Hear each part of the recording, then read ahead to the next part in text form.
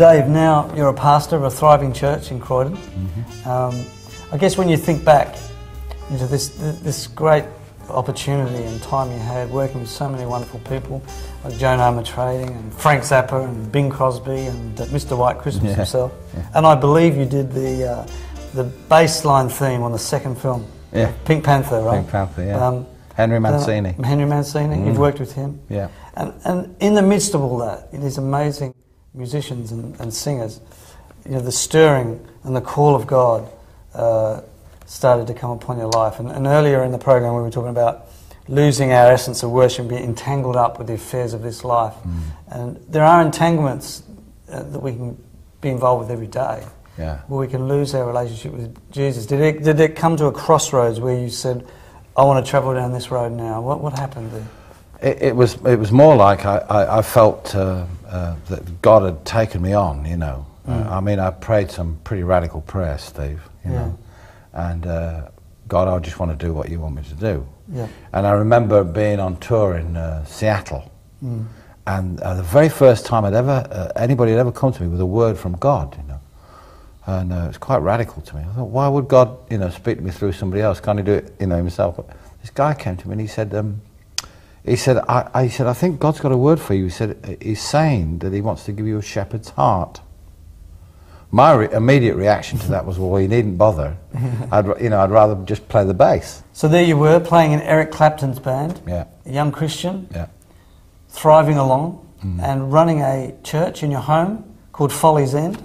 But what a great name. Well, it's wonderful. Come to the end of your folly, meet Jesus in my house, and then what happened? Well, I mean, at that time we didn't really realise it was a church until later, and it was only when I'd got a good offer to go to America.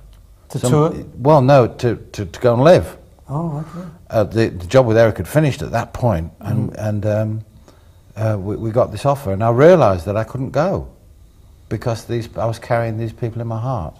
And I realised then that God had actually worked a flanker on me, come around the back door and give me a shepherd's heart, you see. Can I ask you, as a pastor with a shepherd's heart, you are caring for people all the time, you've got people watching the TV. We've been talking about being entangled, people struggling, fighting with the issues of life. How, Dave, could you share from your experience and as a pastor, how can people become disentangled from the issues of this life to remain faithful and pure and wholly devoted to Jesus?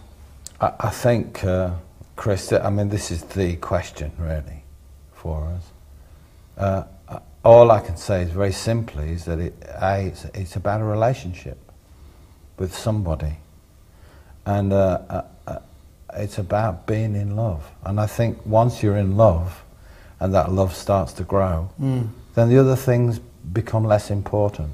And you don't have to throw them away, they just go. But for some people, those less important things still come back, don't they, cyclically, to try and grab that relationship with somebody, which is Jesus, and grab that essence of worship from their lives. God's in the business of trying to woo us away from all of that all the time. And for me, the thing that Jesus came to show us was what his Father was like. And this is the stuff that I think we have to really work hard at. You know, the prayer is, show me the Father. It's always the same. That's what I've come for, to show you who the Father is. You've seen me, you've seen the Father. Exactly.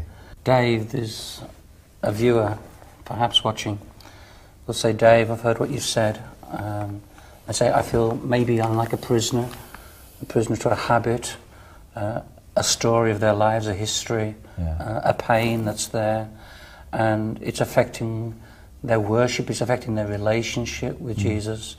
As a pastor, the pastor's heart, as a worshipper, why don't you share?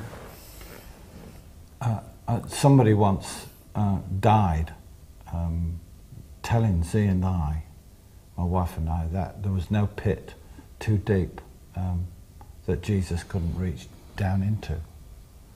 And I would say that if today you're feeling really bound by a habit or something, that you actually take hold of that Jesus came, he did the work, and I think he's got the ability to reach where you are today. If you just ask him and reach out to the Lord. And there is no pit too deep that the Lord Christ can't reach into.